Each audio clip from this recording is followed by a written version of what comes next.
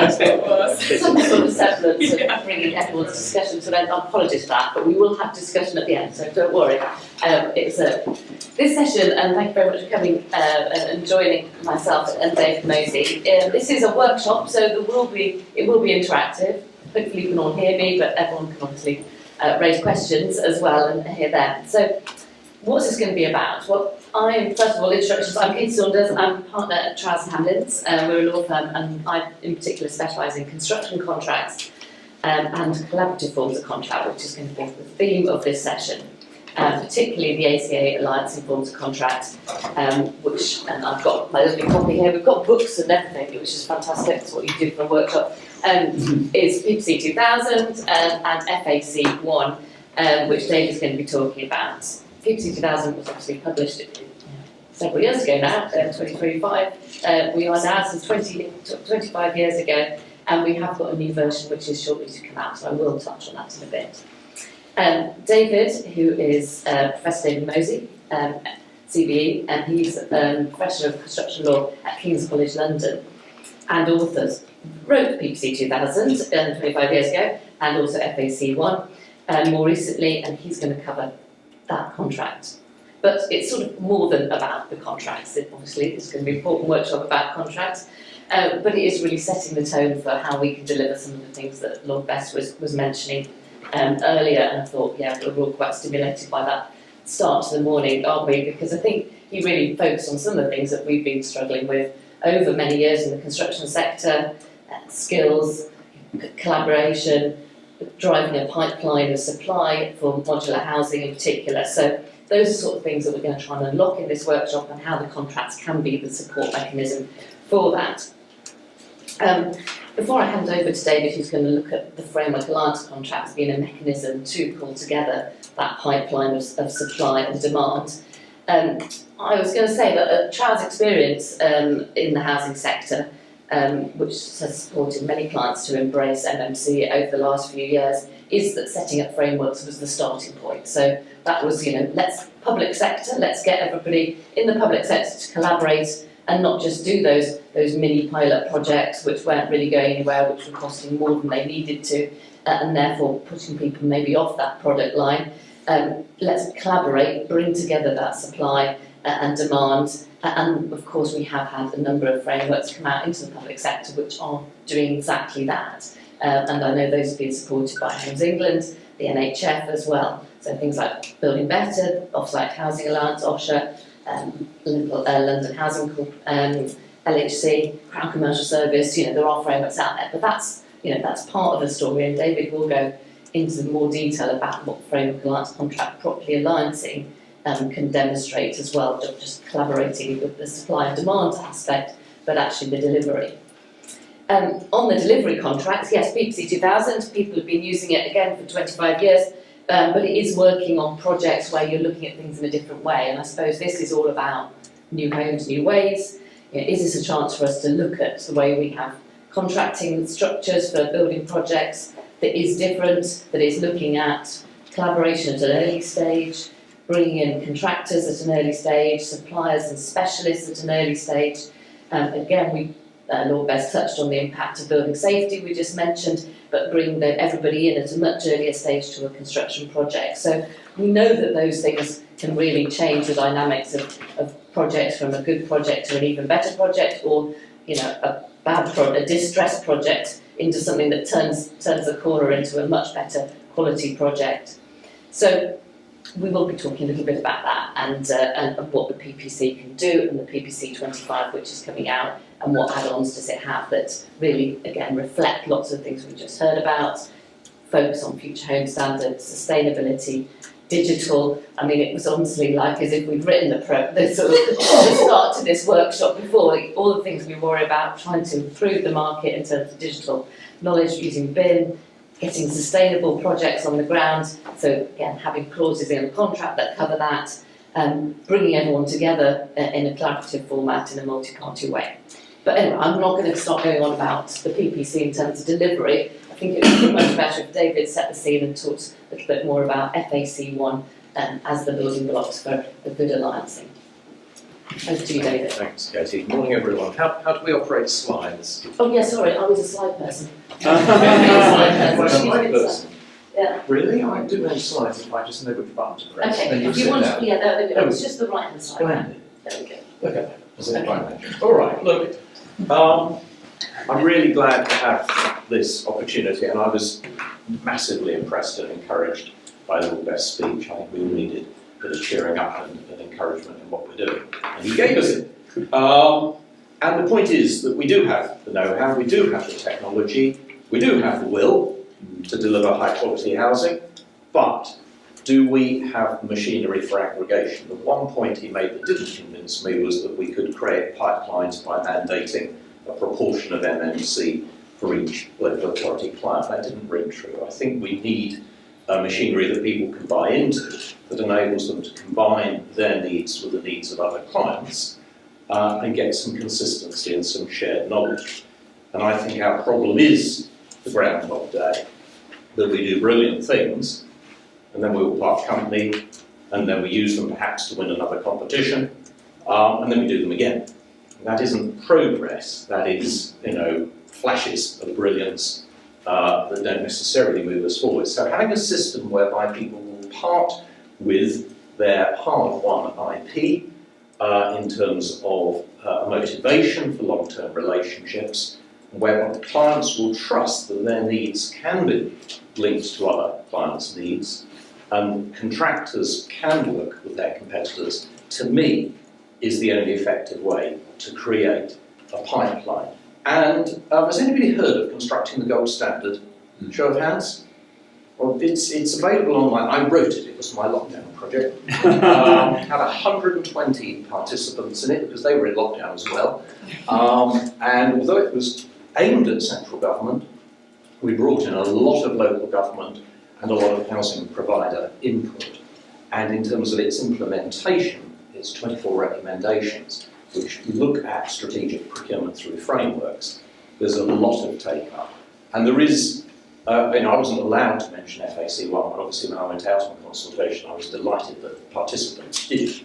But there is a synergy between those recommendations, which you can, as I say, please do download and have a look at and quiz me on if you like, and the contractual mechanisms I'm going to talk about. But Katie's point is right, this is not all about contracts. The gold standard took me out of my comfort zone because we had to look at client strategy, their statement of intent, if you like, procurement in terms of putting enough information to the market and then getting constructive proposals from the market and then finding a way to use them, not wholesale just because the winner said so, but because you want to harvest these good things.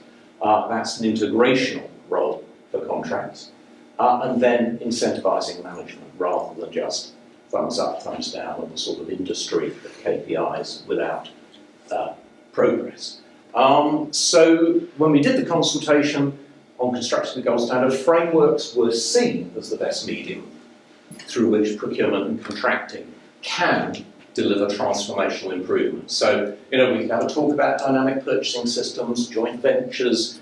There's models out there in the world, but frameworks properly structured are a very sound mechanism for multiple contracting authorities, in the public sector, multiple clients, and long-term relationships with tier 2, tier 3 supply chain members that take us into the realm of social value and environmental improvement. So that was the big headline with a picture of a groundhog. I haven't got illustrations for every slide. And that takes us to FAC1, this contract form, which when we were putting together the case studies, it was very interesting to see the framework alliance contracts, these multi-party strategic documents that sit above the individual building contracts, delivered on average 18.5% agreed cost savings, not oppressive cost savings, the actual machinery for agreed cost savings, combined with social value, environmental value, improved safety, improved quality. It can be done. We did a big conference at King's where people said, what is the cost of social value? What do you have to add? What do you have to take out of somebody's profit? You don't. If you have strategic relationships that work with all members of the supply chain, you can examine what cost efficiencies can be delivered and what local businesses, regional businesses, are best placed to deliver environmental and social improvements. It's machinery, it's not a magic wand, but it's machinery. And the gold standard contributors, to my utter delight, said yes, they wanted a standard form, collaborative framework contract. They didn't want to be faced with bespoke ones that have been dreamt up by a local authority lawyer or a private lawyer, because lawyers, that's what I am, just love writing things. They wanted to see the same thing, they wanted some consistency.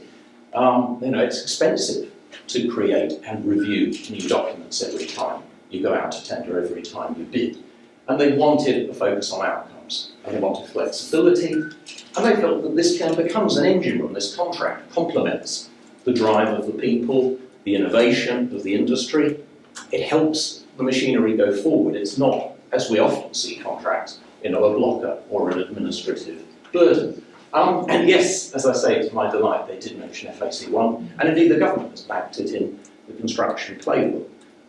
And indeed, NEC as a contract publisher, instead of doing their own, very pragmatically endorsed it and published guidance on it. So it's got a bit of a head of steam and quite a lot of use. So that is a correct figure. £100 billion worth of procurement over the last 8 years has been put through it. So, sorry, who's heard of FAC1? Not a lot of people. This is a standard form instrument that is a way of delivering new homes in new ways.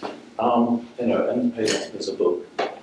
There's a book on it. The case studies, the guidance. There's stuff you can download very effectively. So I'm really glad to be speaking to people who haven't heard of it, because I think it could be useful to you. And I'll explain why it's relevant to MMC. It doesn't stand on its own. It's for use with a series of JCT contracts, series of NECs, PPC contracts that Katie will talk about. It does the things those contracts don't do. It does the things that program and project managers want to do, but it creates this shared and integrated approach on commercial terms. And I would say it brings to life strategic collaboration. What does it do? What do you do through this thing? Joint project planning and risk management. These are strategic issues. You can't just get interested in this when you call off your first project under a framework. It's not just an administrative tool to create a taxi rank of favoured contractors or consultants. You've got to think jointly. Certainly if you want to deliver MMC, you've got to plan jointly, and you've got to think of the risks jointly. Lord Best's point about all the eggs in one basket, what are we willing to go into, and who are we doing it with and on what terms, is joint planning and risk management. Integrated and consistent working practices. If we're taking an MMC solution and putting it with a range of other activities, because it isn't the entirety of the project, we want to do that consistently. If we want a whole life approach that is essential for environmental purposes and safety purposes, we're going to integrate the capital phase with the operational phase on a consistent basis so that everybody is getting an outcome they can manage. And if we're looking to improve that, if we want the savings, we want the social outcomes, the environmental outcomes, that is a joint planning thing. There's no point in just saying, Mr. Contractor, you're appointed, your KPI is X, in terms of carbon emissions, don't care how you do it, but you're off if you don't manage it, because they won't be able to. Nobody's hiding their environmental improvements. They're just not enabling them as much as they might if they work jointly. Every client we know recognises the climate crisis. Every consultant, every contractor has commitments corporately. Put together some joint machinery whereby the parties learn from each other, and this starts to really motor. I had a major firm of structural engineers complaining that their NEC contracts punished them if they didn't deliver net zero, but didn't connect them to the contractor or the manufacturers. So the engineers can design whatever they like, but if it's not feasible through the manufacturers and it's not adopted by the contractors, they'll just get punished under their NEC contract. This isn't quite what we're looking for through contracts. There is this clear system of IP protections. What information are you sharing? What is your USP in the industry? That's got to be voluntary.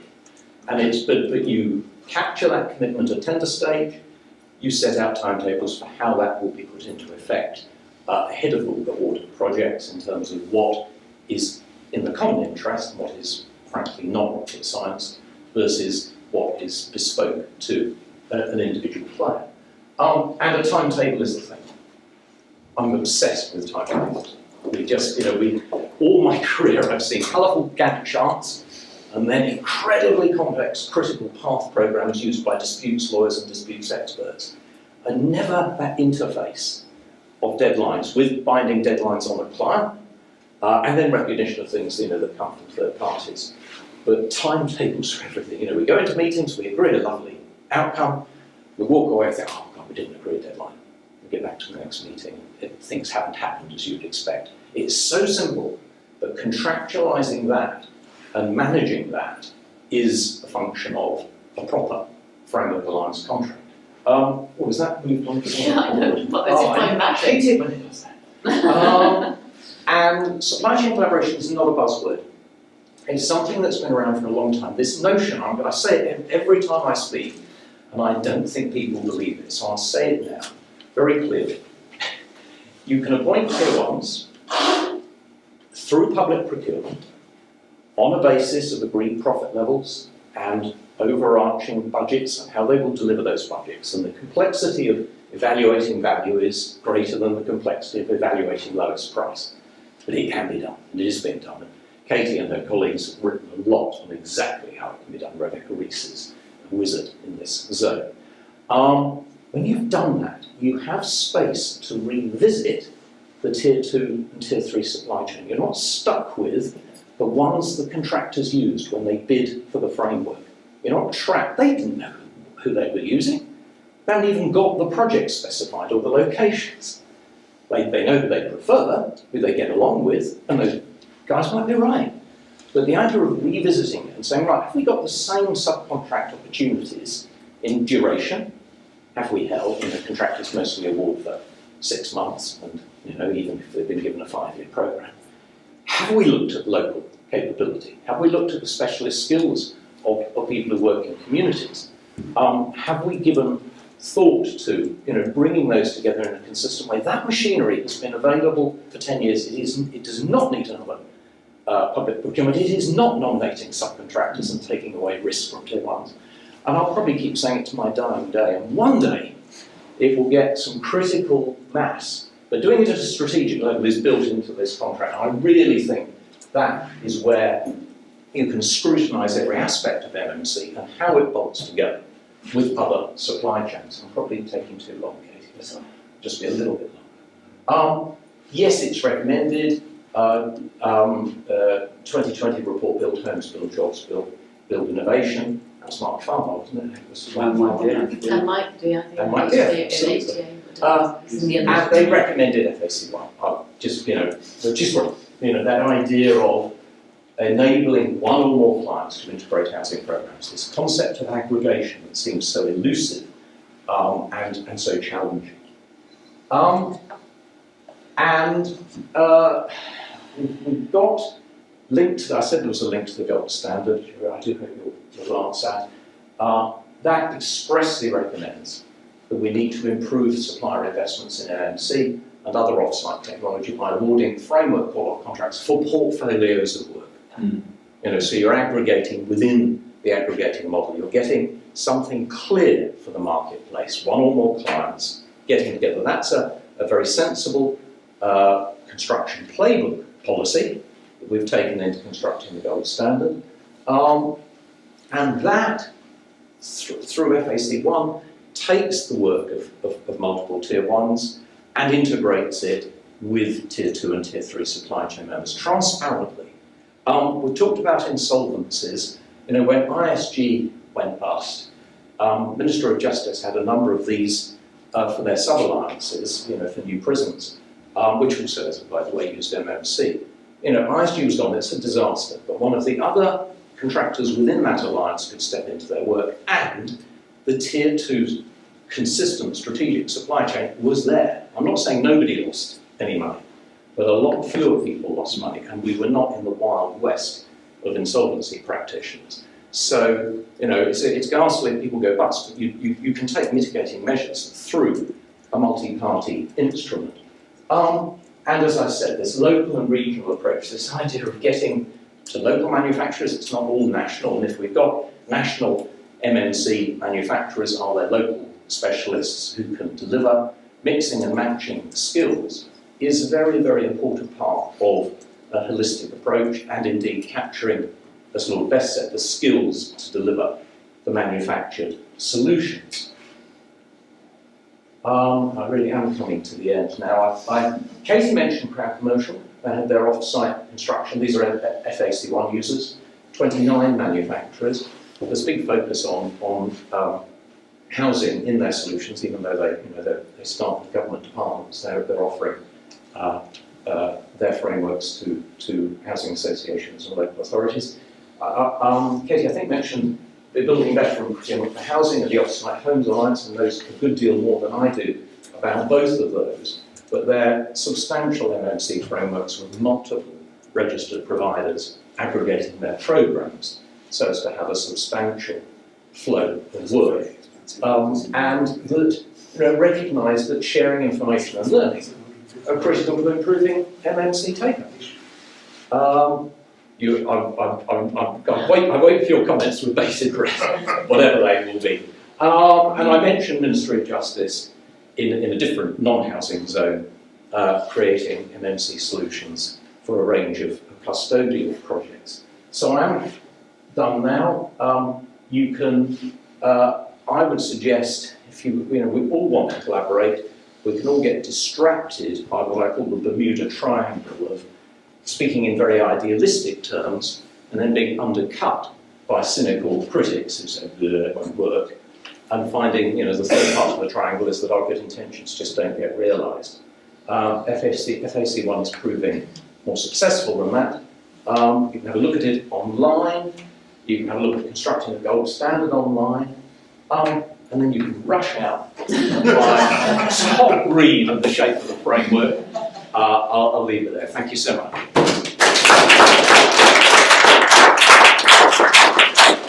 I feel like we ought to actually pause and do some questions now, because we will have some questions about, collaboration through frameworks, I'm sure, before we move on to delivery of project contracts. So, David, you're not over yet. Let's take your question. Sorry, I was laughing because I was amused by the £800 million, or 800 houses and £600 million, 750,000 each, seem awfully expensive for houses. Right. So overall shape, love it. My challenge would be, I'm chair of Core House Limited, desperately trying to make a living in MMC. I think desperate is probably a good word this week. The aggregation of demand here. You build a prison, schools, hospitals, dead easy, big. Yeah. Come along and talk to a housing association, talk to a local authority, say, we want 4 of these, we want 2 of them, we want a green one over here. Yeah. So the aggregation problem at the demand end is massive. And of course, their organisational models tend to, I want to procure some of them, I want to procure some of these, and they fragment it, which makes it very, very difficult for the next level up to council is pull it all together into a coherent. It is the biggest challenge. The constructing the gold standard that you're all going to read just before you buy my book. I'll buy yours if you'll buy mine. There you go. I'll say very well. We'll do a book swap. The constructing the gold standard has a verification scheme, which is being run by Constructing Excellence, with government support. I'm positive about government. Cabinet Office, who I always thought was quite cynical, outriders, turn up to our meetings and actively support what we're doing in verifying the gold standard. So it's not just a report that gathers dust. It's got independent verifiers, there's one standing next to me, from a range of skills, engineer, QS, lawyer, academic. And my point there is, in seeking verification, and there are 5, there's Crown Commercial, there's SCAPE, there's LHC, there's Places for People, and there's CHIC. So it's national, regional, a lot of focus on housing. We're asking, what are the challenges? Number 1 challenge, you've articulated it very well. And we've said, look, it's your job. As framework providers, you are managing the framework. We will help you, but you have to find ways to show these individual clients that they're stronger together and they'll get better value together, but that they have to think collectively. It doesn't cost them more money to think collectively. They haven't got any money, they've got needs, they genuinely believe their needs are different to other people's. You know, it's only through the management of that framework that you have these multi-party dialogues amongst clients to create a credible and manageable pipeline. So the challenge is exactly as you described it. The good news is that these framework providers are committed, and with the support of Constructing Excellence, are committed to finding ways to persuade clients to do that, and then obviously to manage that integration. You're a lawyer, you'll have heard the expression "but." I design organisations. My day job is designing organisations and the way they make decisions. Every organisation you go into says, "That's all very well, because we're different." Yes. The blue side is that there is the exceptionalism that runs across. I know you sort of go and talk to a development director in an NHA or a local authority, well, it's got to be this because so you can't have what they're having. Totally get it. We need 3 millimetres more in the roof space because people in Lancashire are a bit taller than us. And all that sort of stupidity gets in the way. They can't bloody have it, can they? It's as simple as that, really. So They've got a measure of pragmatism. For them, it's existential for them. They're preserving their lifestyle, their role, their job in life, their position in the organisation through the exceptionalism.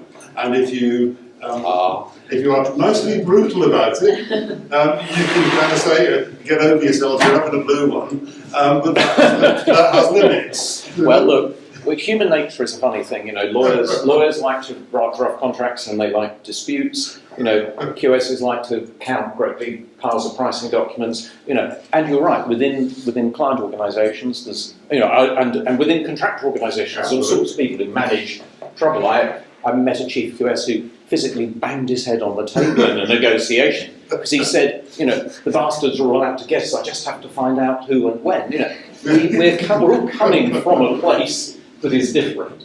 What we're talking about are new ways, and the support of a significant number of framework providers and their clients and the best practice organisation is good. We have to link it into all the other moving parts, but this machinery is proven to work. Taking it to people, you know, studying it for yourselves, and then taking it to the people you work with and saying, hang on a minute, this is a standard form, this isn't a trick, you know, and this works, we're not going to make fools of ourselves, is helpful. The naysayers, well, you heard Lord Best on the subject of NIMBYs and blockers, you know, they hopefully will not be NIMBYs and blockers. Please. Yeah, just because I think this is the challenge, and I think the whole point of trying to think collectively and collaboratively is what are all the bits that you need to align. So we know absolutely that sort of aggregation of demand, aggregation of land supply is key. We talked quite a bit yesterday, for those here, around standardisation, right? We recognise that to align with MMC, clearly the idea that each local authority wants its own, you know, there's obviously local context vernacular, but we need to really understand standardisation. I think the point of looking at FAC1 particularly is what's that legal machinery that needs to be in place. So it's looking at this whole ecosystem. I think what makes me nervous is when we try and fix a bit of the puzzle over here, but we haven't got that whole solution worked through. And so it's land, it's funding, you know, it's the aggregation, it's the standardisation, it's the land supply, it's the capital, you know, who's going to pay. But right at the nexus of this is always going to be, you know, even if you've got all the will in the world, if you haven't got that right legal machinery, what we'll find out is in 6 months' time we've got a lot of legal disputes, a lot of failure, a lot of insolvency, or a lot of risk being passed down the supply chain because there wasn't really understanding how we're going to mitigate the risk. So I think, you know, that's why I'm so committed to this being part of the debate, because one of the questions I have is who drives this discussion back into local government? No, I'm not objecting. Yeah, I know you're not. I'm not objecting to this library. Until we get human beings involved. But this is the point. So I think I wanted to place it in the context of the wider opportunity and an invitation to really look at that collaboration, but then also to look at the humanity of this, which is so who drives this conversation? You know, we do a lot of work with local government. Well, I will tell you now that our lawyers are not across, you know, this as a template and a format. So I also need the people that we're looking to contract with saying, well, we want to use we want this to be a way that we engage, because at the moment, if I'm just trying to push it internally, but the client side that we're trying to, supply chain we're engaging with isn't saying this is really critical to us to get a better sense of collaboration and understanding of risk, our lawyers will go the route they've always gone. So It's repeat and one rinse. final one before I shut up and leave the room to everybody else.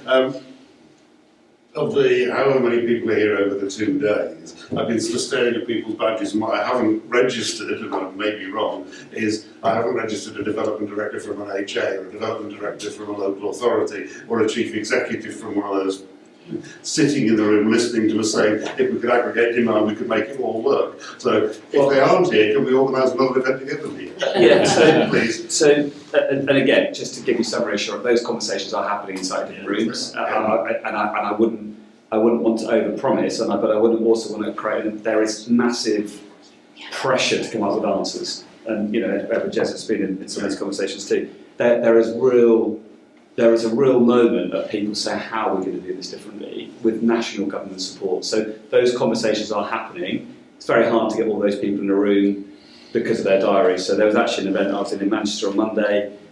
6 of the core cities were represented by exactly those people asking these same questions.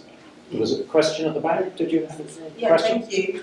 Rachel McCrory from Nottingham-Trent University. I'm an urban geographer, a social scientist, and I think it's really important to hear both from your kind of legal expertise, which I think, and thinking around procurement, which is often overlooked, but is so essential to this debate and to this agenda. Excuse my terrible cold.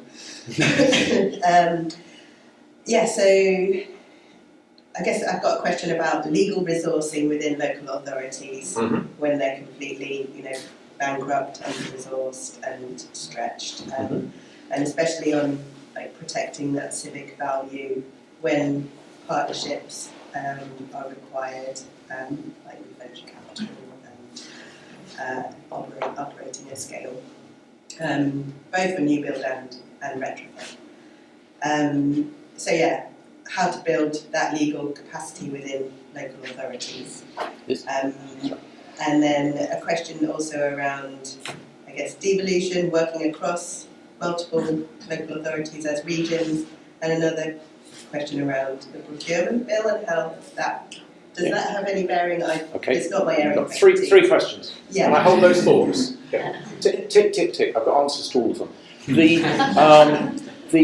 When I did my work on construction the gold standard, everybody very kindly shared their current framework agreements with me, some of which were already FAC1, so I could celebrate that. Some of which, with what I was looking for, were framework contracts that turned commitments into actions. As I say, I've seen them as call off, KPIs, start procurement again. And I don't know how many friends I'll lose in the next sentence, but the quality of the work that was undoubtedly done by in-house local government legal departments on those framework agreements was not stellar, and they're locked in for the next few years. Why would they, because that's what everybody did. It's not like JCT gave them a useful model or NEC. Their framework agreements are not their best shot. So people were coming up with these things that were pretty routine. To go to a legal department and say, right, there's now a standard form. You really don't need to be a specialist procurement lawyer to bolt your needs into this standard form. And there is did I mention there's a guy? And so actually that is taking the heat off them because they have felt compelled to draft bespoke forms in the past, and there's a wide variety of them. Some of them are dynamic, they're two-party, so they don't do what we've just been discussing, but at least they're dynamic. Some of them are very dull, and unfortunately I know where all the bodies are buried, but I can't tell you because I promised not to. So legal, really, they need help, and as long as they know about it, that's good, and ditto their procurement officers. But now I've forgotten the next two questions. Devolution, working across local authorities. Okay, devolution. This is multi-client, and that is really important. This idea of whether they're all combined through whether there's a lot of restructuring and combination is a policy matter, but multiple public sector clients can work together through that medium because it's a multi-client medium. The management of it is a consultative, process combined with an alliance manager, things can be instructed, other things need to be agreed. That collaborative machinery is very forensic, you know, in terms of getting everybody's involvement. What was the third one? And then, because I Procurement Act. No, In terms I of really, encouraging I SMEs. really, yeah. Okay. Oh, sorry again. Well, SMEs. in terms Oh, of yeah. encouraging Yeah. SMEs. Okay. No, the way the Procurement Act directs you in terms of who you have to go out to, obviously doesn't change the vehicle that you use for that purpose. And I think my point is, whatever you do there, you get another go. If you've appointed larger tier ones, that is not the end of the story. Here, supply chain collaboration systems enable you as a set of clients to say, right, tier ones, you're in. We're now going to look at opportunities for SMEs, and particularly local SMEs, broad church, you know, local businesses, and what do they offer that the people you've been working with before don't. And that strategic exercise, which obviously has to be done ahead of call-off, because suddenly call-off is a matter of some impatience, is at the heart of the machinery. So there's you know, great questions, but there are answers. But I need to sit down. Katie needs to pick this up. Well, it's all right. I mean, if we're into the delivery side, so that's perfect timing. All right, so there you go. I will just say, because I'm really delighted, as people say, that they haven't heard enough about FAC1, and hopefully this is about new homes, new ways, and you know, new contracts. So yeah, for those people, if we're looking at delivery and getting into the delivery side, don't lose all those brilliant things you've agreed collaboratively at framework level, and go into the wrong form of contracts on delivery, doing exactly as Jez had said. You know, going what we used to do, because that's always the way we've done it. And actually, and I feel guilty of this ourselves when we've been promoting on MNC projects what form of contract to use. If people are very wedded to a very traditional form of contract that they've always used, that does take a lot of risk and puts it from the public sector onto the developer, contractor and the supply chain, and they feel comfortable with that, and they're not going to go ahead because there's too many new things going on in this whole thing. I'd be going, okay, fine, we'll just adapt JCT design build and put some stuff about off-site construction in there.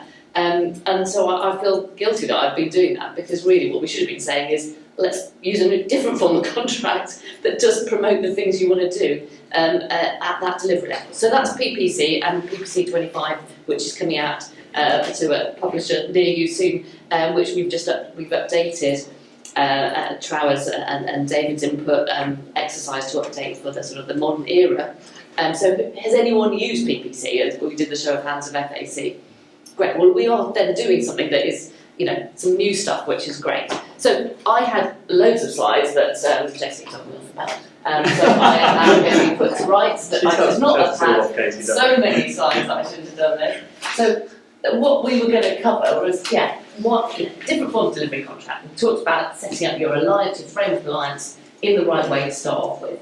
And given we've got, you know, we've had the magic of something like WMCA, West Midlands Combined Authority come together with the local authorities in their area, just imagine, and they've all signed an FAC with a set of key contractors, installers and MMC providers. You know, this is fantastic. We've gone through the Procurement Act, that hasn't been a barrier, it's been an enabler, all the things that we hope would happen. And now we're into calling off that framework and delivery of a real life project. So what are you going to use? Are you going to use, you know, a PPC, let's hope, a multi-party contract, and try and avoid going down a route which is going to deviate you away from the good things you've agreed at framework level.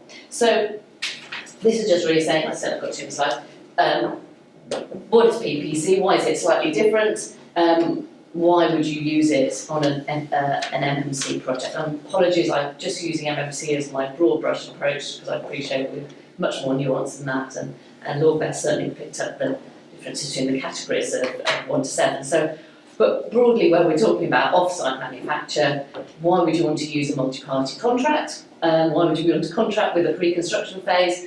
One with timetables, we won't get David started again, and some with a collaborative approach. Well, I mean, I think the reason, it's obvious, isn't it? We need to have a contract that recognises the key role of the manufacturer in this process. I mean, that's, you know, it's ludicrous to think, and I appreciate we do have some very lovely contractors in the room who've built the fantastic roll along and weights home outside.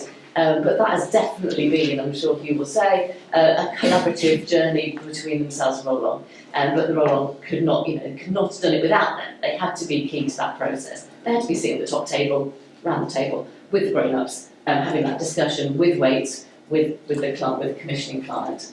And also, you can't just get involved when you're starting to put that structure outside. I mean, that's not when day one is. Day one has been a long time ago, hasn't it? It's been pre-construction, it's been all the work that's gone into this leading up to. And Roll On, whose name I've just completely forgotten, Paul has told me about the 350 emails it's taken to get the permission to get it on the site. So this, there's a lot of work that goes in there. Design, planning, the work in the factory for whatever components you're building in there. So you need a contract that recognises that. And what best form to sign up something that you confirm at that pre-construction stage, where everyone's signing the same document together. It may be conditional on various things such as working out the full design, the full planning, the full price, but at least you're in a structure already at an early point. And then there's a commitment to proceed together and work collaboratively with a timetable. And I think we can see this happening more. We are doing, our team from Trowers here, doing more pre-construction services agreements than ever before, but they are a separate agreement that leads then into another contract. This obviously covers everything in the same contract. So where, we've got rafts of recommendations. This is the idealistic bit that David mentioned.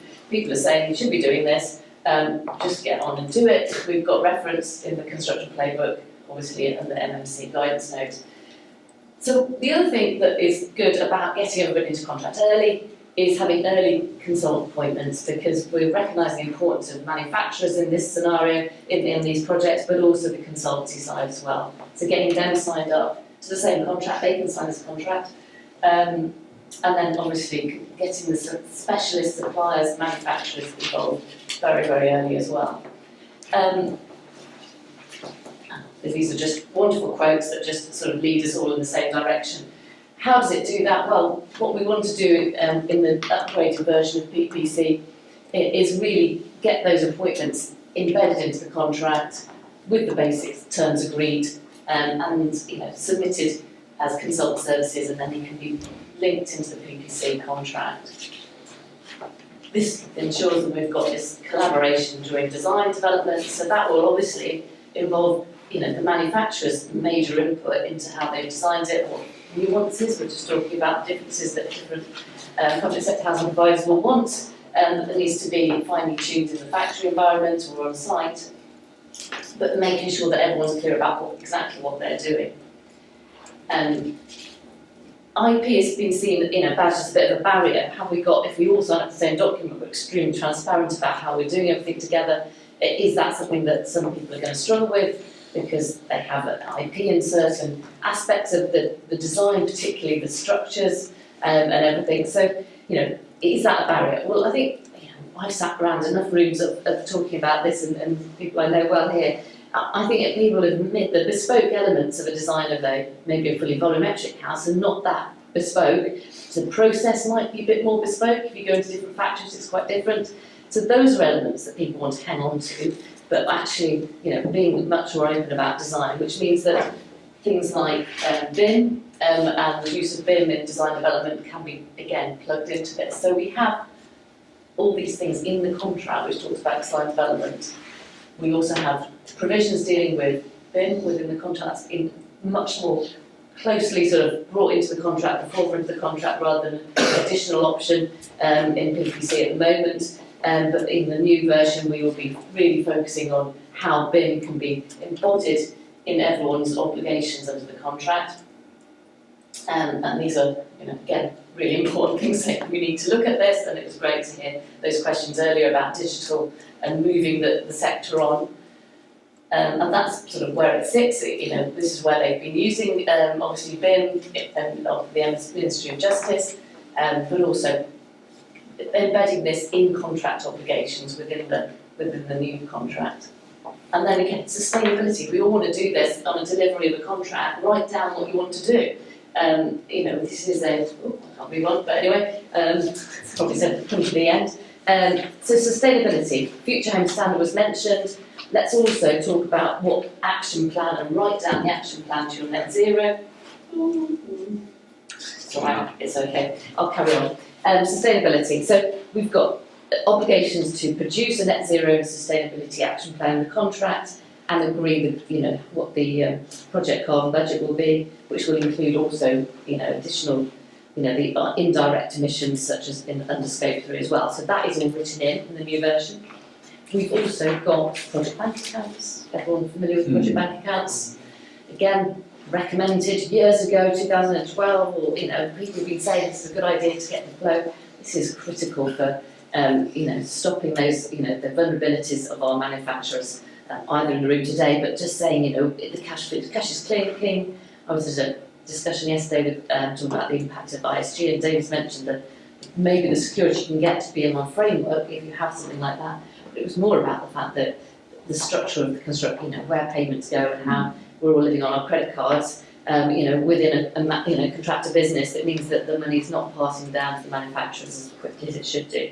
So having some sort of, contractual obligation to set up a project bank account, for it to be a digital project bank account potentially, to have those payments flowing very, very quickly through, automatically, so everyone gets paid at the same time, and we then, are able to sustain the more vulnerable elements of the supply chain. Building safety is covered in PPC25, essential early contractor involvement, obviously, getting those designs developed. Oh, I don't know what I've done. No, I know what I've done. Let me just go on to here. There we go. So that was sustainable project bank accounts, obviously. These are transparency of the supply chain, building safety. We don't need a reminder about that. Again, it's all in everyone's front of their minds. And like Dad was saying, how it is, the process is obviously really important, but it is taking time. Having a contract that really recognises that you've got to go through those processes to get on site, particularly if you're building a high-risk building, gateway 3s, and those processes are all embedded in the new form of the contract. So this is where we are. This is what we've taken the recommendations and we've written it in, as David said. We love to do that, lawyers. But it's really saying that try and find a contract that is going to deliver the projects you want. If you set up the framework and the alliancing structures, you have the collaboration of the procurement exercise that you've done, don't lose it at delivery stage, and use the right form of contract that brings everybody to the table at a much quicker stage in a collaborative forum, and have all the elements that you want to cover: sustainability, prompt payments, building safety, and use of BIM, all in that contract without you having to think about it. Back to that really great point about the support that the public sector needs, particularly in local authorities, from their legal teams, is it's all written down there to start off with. You're not spending oodles of time writing it again. So that's basically just getting rid of us as a support mechanism. But Trowers are here to help. If it's all written in the contract, there's less help needed. I think that's absolutely essential for the public purse. So I will leave it there because I can hear the clapping from next door, which means that they've finished. And I wouldn't want to carry on. But we do obviously have some chance to have a few questions about maybe PPC2000 and PPC25.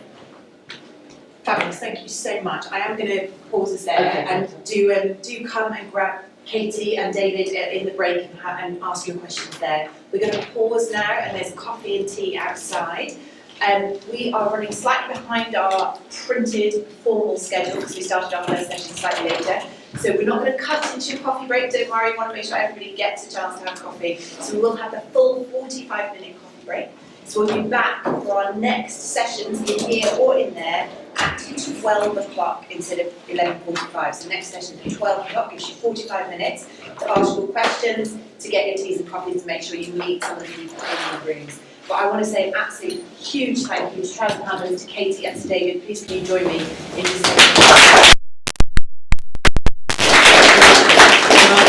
Make one plea as well. I am an ex-lawyer, and I just want to recognise, I think this is an extraordinary piece of work, and actually, we've got to work out culturally how we pivot from the way we're currently doing the whole contractual model for construction. And so the idea that we're going to carry on as we are and see change without realising there's a different contractual platform here that actually can work for those SMEs, particularly those Panelised 2 contractors, is really critical. So I just want to say thank you to David and Katie, because I think we focus a lot necessarily on the build, right? We really do, and understandably, and the sustainability and all the other opportunities of acceleration. If we don't get this framework right, it will tip over for all sorts of reasons. But this builds collaboration into. So can we please, my plea is, not forget this is a key part of our debate. And the work's been done is extraordinary. So again, just my appreciation for the work, the years of work that have gone into this thinking, I think it's critical. So thank you to the team today. Thank you.